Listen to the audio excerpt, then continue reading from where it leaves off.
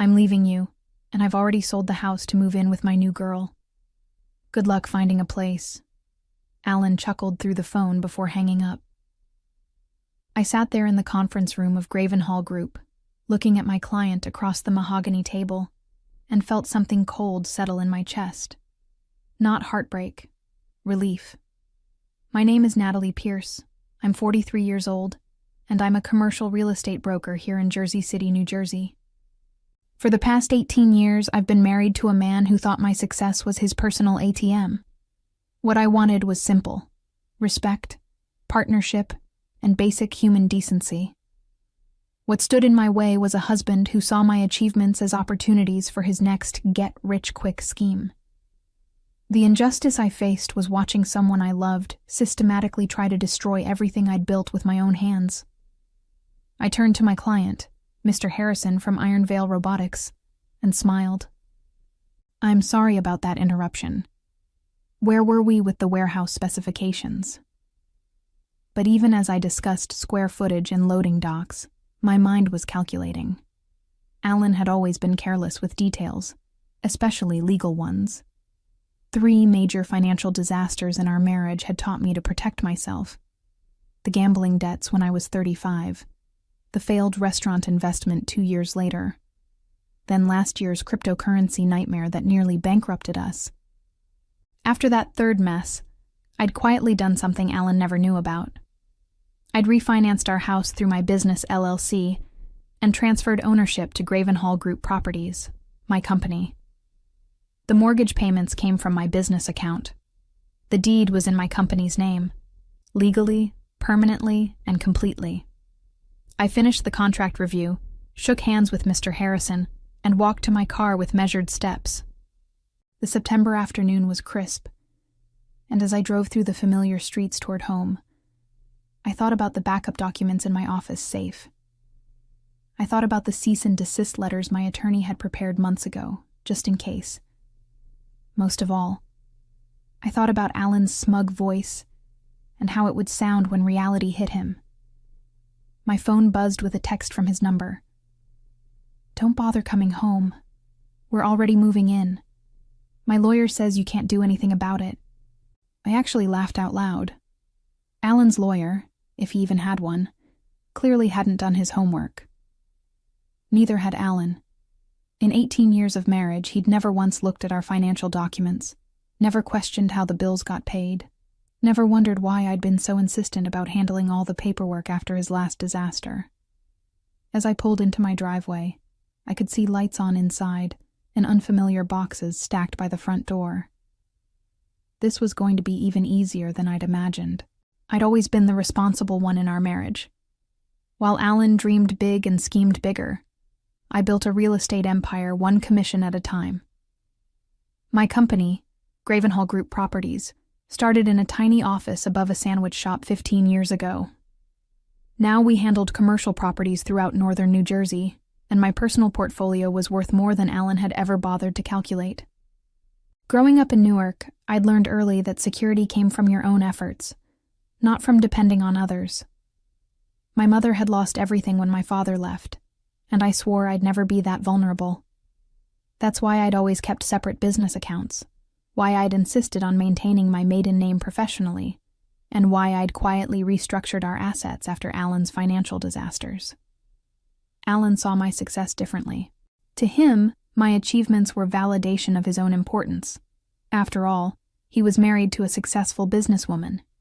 He loved telling people at parties about our real estate company, about our investments, about our financial success. He never mentioned that he hadn't contributed a meaningful dollar to any of it in years.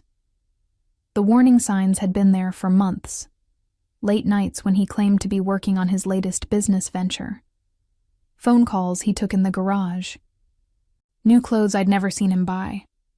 But the real tell was how he'd started questioning our financial arrangements, asking about property values and mortgage details with a casual air that wasn't casual at all.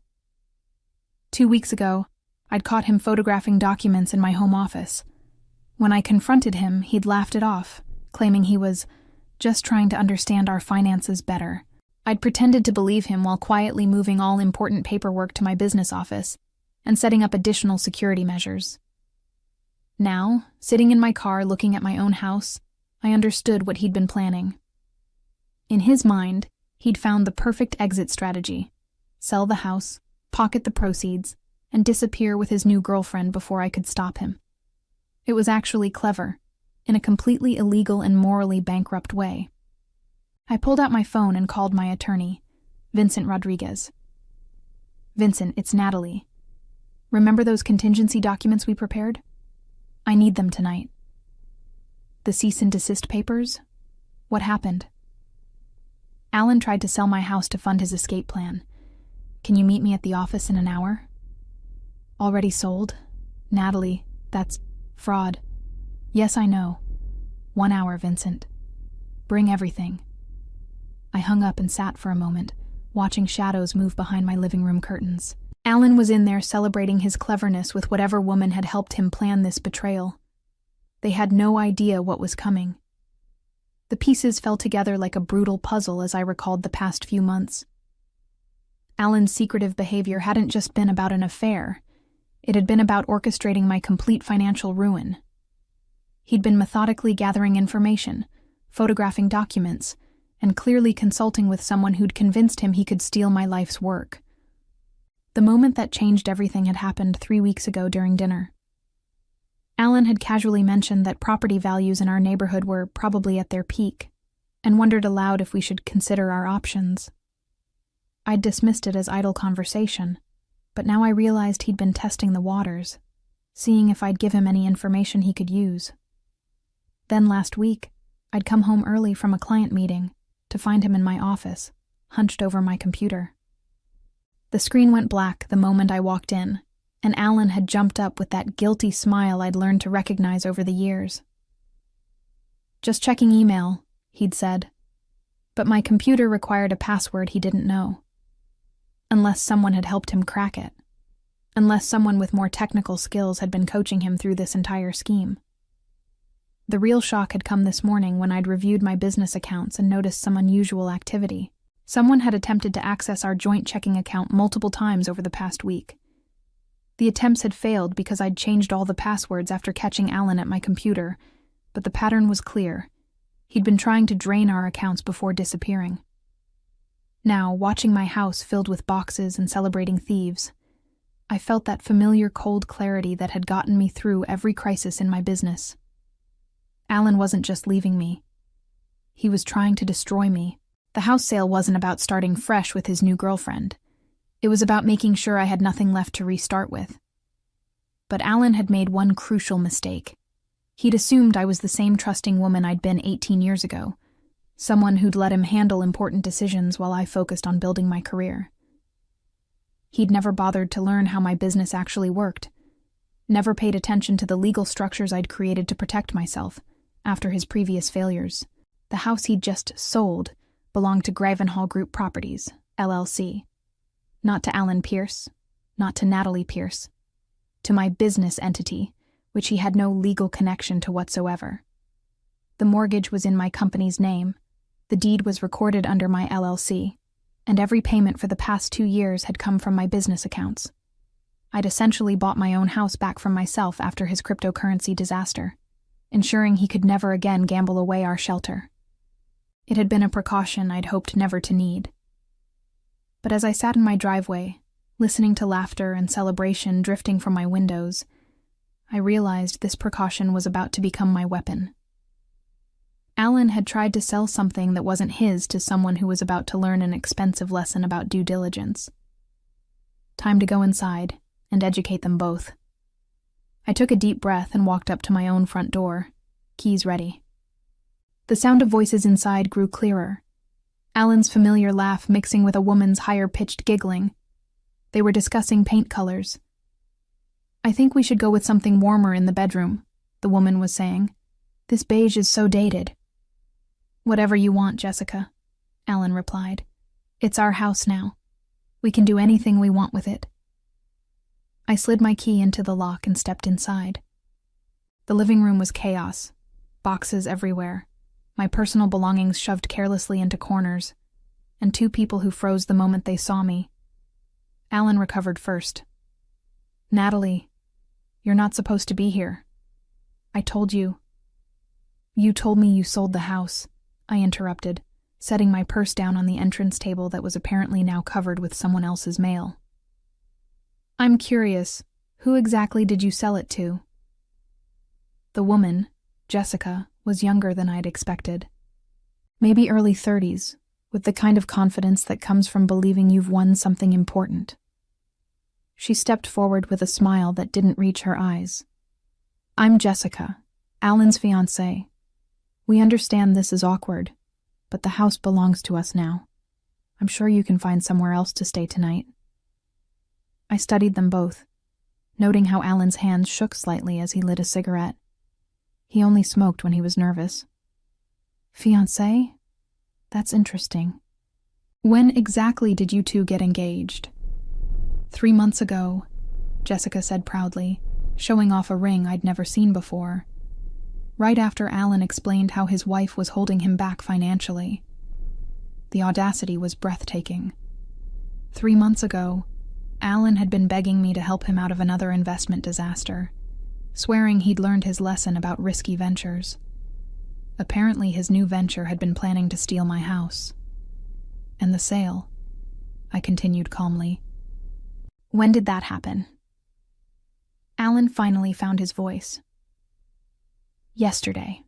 The papers are signed, the money's transferred. It's done, Natalie. You need to accept that and move on."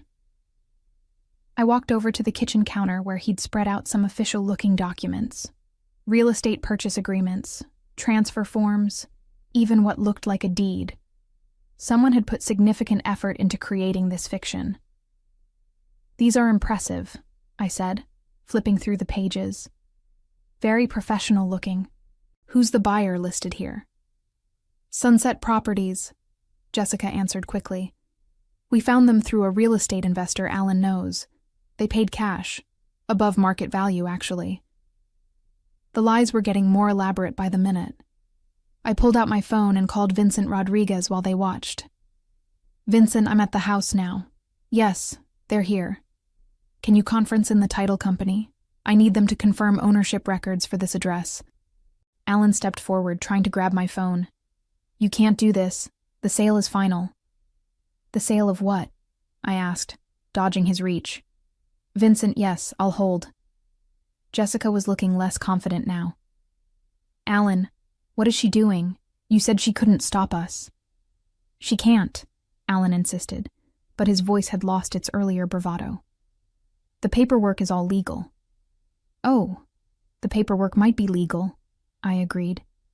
"The problem is you can't sell something you don't own." I put my phone on speaker as Vincent's voice filled the room. "Natalie, I have the title company on the line. They've confirmed that this property is owned by Gravenhall Group Properties, LLC. Has been for the past 2 years. No transfers, no liens, no pending sales." The silence that followed was beautiful. Jessica's face went through several expressions in rapid succession. Confusion, realization, then growing fury. "Alan, what the hell is he talking about? You said you owned this house." "I do own it," Alan snapped, but his voice cracked. "We're married. What's hers is mine." "Actually," I said, still holding my phone on speaker. "Vincent, would you mind explaining community property law as it applies to business entities?" Vincent's voice was professionally neutral, but I could hear the satisfaction underneath. "In New Jersey, assets held by a limited liability company are separate from personal marital property, even if one spouse owns the company. If Gravenhall Group Properties owns this house, then Mr. Pierce has no legal claim to it whatsoever." Alan's face was shifting from confusion to panic. "That's impossible. I live here. I pay for things here." "When was the last time you actually paid for anything here?" I asked. "The mortgage comes from my business account. Utilities, insurance, property taxes, all business expenses. You haven't contributed to this household in over 3 years." Jessica rounded on Alan. "You told me this was your house. You said your wife was just being vindictive about the divorce." "Divorce?" I raised an eyebrow. Alan, did you forget to mention that we're not actually getting divorced? You never filed papers, never served me with anything. You just decided to sell my house and disappear. The color drained from Alan's face as the magnitude of his situation hit him. He hadn't just attempted to commit adultery, he'd committed fraud. Real estate fraud. The kind that involved prison time. Vincent's voice cut through the tension. Natalie, I've also pulled the records on this supposed sale to Sunset Properties. There's no such entity registered in New Jersey. The tax identification number on these documents belongs to a landscaping company in Pennsylvania that's been defunct for 5 years. Jessica stared at the papers scattered across my counter. These are fake? All of this is fake? Fake documents? Fake company? Fake sale? I confirmed. The only real thing here is the crime Alan just committed by forging my signature on legal documents. Alan finally seemed to grasp the seriousness of his situation. Natalie, wait. We can work this out. I made a mistake. You made several mistakes, I corrected. You committed fraud. You forged my signature. You attempted to steal property worth over $500,000, and you did it all while lying to both me and her about your intentions. Jessica was backing toward the door. Her earlier confidence completely evaporated. I didn't know, she said quickly. He told me he owned this place. I thought it was all legal. Did you put any money into this supposed purchase? I asked. Her silence was answer enough. She'd invested in this fantasy, probably contributed to what she thought was a down payment or closing costs. Money that had likely gone straight into Alan's pocket. I looked at both of them, my soon-to-be ex-husband and his accomplice in grand theft. Here's what's going to happen. You're both going to leave my house immediately. You're going to take your boxes, your lies, and your fake engagement ring with you. Where are we supposed to go? Jessica demanded. That's not my problem anymore, I replied. But I suggest you figure it out quickly, because in about an hour, I'm filing a police report for fraud, forgery, and attempted theft. How long that gives you to disappear depends on how fast you can pack. Alan opened his mouth to argue, but Vincent's voice stopped him. Mr. Pierce, I strongly recommend you consult with a criminal defense attorney. Tonight. The true scope of their situation was finally sinking in, and the panic in Alan's eyes told me he was beginning to understand just how thoroughly he'd destroyed his own life. Alan's desperation kicked in as the reality of his situation crystallized. Natalie, please, don't do this. We've been married 18 years. I know I messed up, but we can fix this. Fix this? I couldn't help but laugh. Alan, you forged my signature to steal my house. You've been planning this for months. You got engaged to another woman while we were still married. Exactly which part of this do you think can be fixed? Jessica had gone silent, but I could see her mind working. She was calculating her own exposure, wondering if she could be charged as an accomplice. Smart woman. Too bad she'd gotten mixed up with someone as careless as Alan. The documents, Alan said suddenly, lunging toward the counter. If we destroy them, there's no proof. Vincent, I said into my phone, please tell them about the copies. We photographed everything when you called, Vincent's voice confirmed. Plus, the attempted sale was recorded with the county recorder's office this morning. There's a paper trail that can't be erased, Mr. Pierce. Alan slumped against the kitchen island, finally understanding that his scheme hadn't just failed. It had created evidence of his crimes. How did you know? How did you figure it out so fast? I didn't figure it out, Alan. I prevented it. 2 years ago, after your cryptocurrency disaster, I transferred this house to my business. I've been protecting myself from exactly this scenario since your third major financial screw-up. The truth hit him like a physical blow. You've been planning this. You've been waiting for me to... I've been protecting myself from your poor decisions, I corrected. I never imagined you'd actually try to steal from me. I thought even you had limits. Jessica finally spoke up, her voice small. The money I gave you for the down payment. Where is it? Alan's silence answered her question, and her face flushed with anger. You spent it, didn't you? It's gone. I can pay you back, Alan said quickly. Once the dust settles. With what money? Jessica demanded. You don't have a job. You don't own anything. You just committed a felony that's going to follow you for the rest of your life. I watched their partnership dissolve in real time. Jessica grabbed her purse and headed for the door. I'm done. I'm not going to prison because you lied to me about owning a house. Jessica, wait, Alan called after her. We can figure this out. But she was already gone, her footsteps echoing in the driveway as she presumably called someone to pick her up. Within minutes, I heard a car drive away. Alan turned back to me, desperation replacing his earlier arrogance. She's right. I don't have anything left. The money she gave me is gone.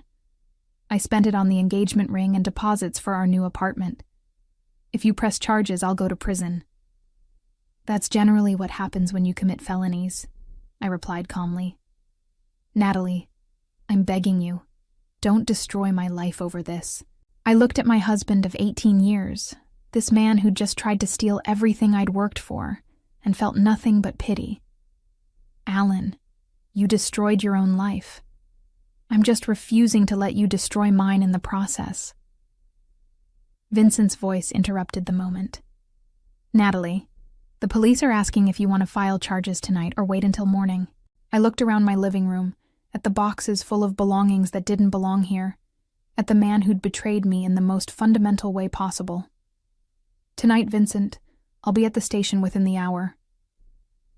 Alan's face crumpled as he realized I wasn't going to save him from the consequences of his actions. For the first time in our marriage, he was going to face the full weight of his choices, and I was finally going to be free. I drove to the police station with a sense of calm I hadn't felt in years. Detective Morrison took my statement while Vincent provided the legal documentation proving my ownership of the house and the fraudulent nature of Alan's attempted sale. This is pretty straightforward fraud, Detective Morrison said, reviewing the fake documents. Forged signature, fictitious buyer, attempted theft of property over $500,000. That's a Class B felony.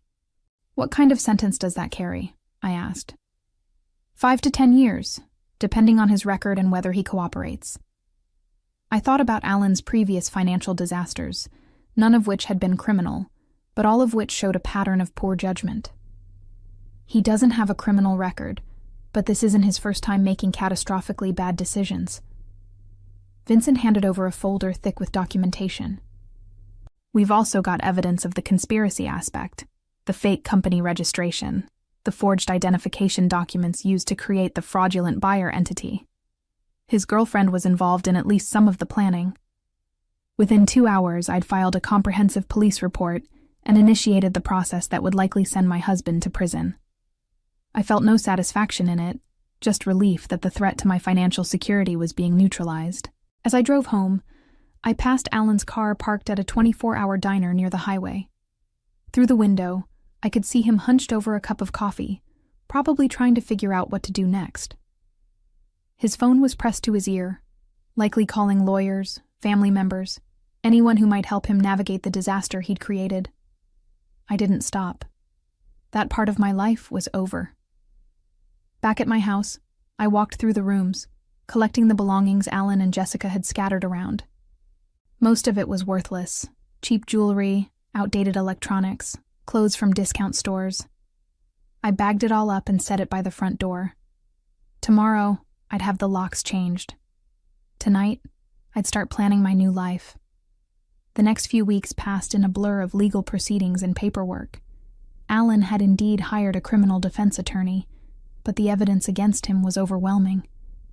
Vincent kept me updated on the case's progress while I focused on rebuilding my life. The strangest part was how quickly I adapted to living alone. 18 years of marriage, and within a week of Alan's arrest, I felt more peaceful than I had in years. No more wondering where money was disappearing to. No more unexpected financial crises. No more walking on eggshells around someone whose next scheme might destroy everything I'd built. My business thrived without the distraction of Alan's chaos. I closed 3 major deals in the month following his arrest, including a warehouse complex that netted me a 6-figure commission. For the first time in years, I could focus entirely on my work without worrying about what disaster Alan might create while I was in meetings. Jessica, it turned out, had cooperated fully with the police investigation in exchange for immunity from prosecution. She'd provided evidence of Alan's planning process, including text messages where he'd bragged about finally getting what he deserved from our marriage. Her cooperation sealed his fate. The divorce proceedings were remarkably simple. Alan had no assets to claim, no legitimate grievances to air, and a pending felony conviction that made him eager to avoid additional legal scrutiny. I kept the house, the business, and my retirement accounts. He kept his freedom until sentencing, which wasn't scheduled for another 2 months. I celebrated by redecorating the house exactly how I'd always wanted it: clean lines, modern furniture, and absolutely no compromise with someone else's terrible taste. Every room reflected my choices, my preferences, my vision for how a home should feel. For the first time in my adult life, I was living entirely for myself. It was intoxicating. Looking back on those tumultuous weeks, I realized that Alan's betrayal had given me the greatest gift imaginable: complete freedom from his chaos and the chance to build a life based entirely on my own choices and achievements. Sometimes, the best revenge is simply refusing to let someone else's destruction touch your own carefully built world.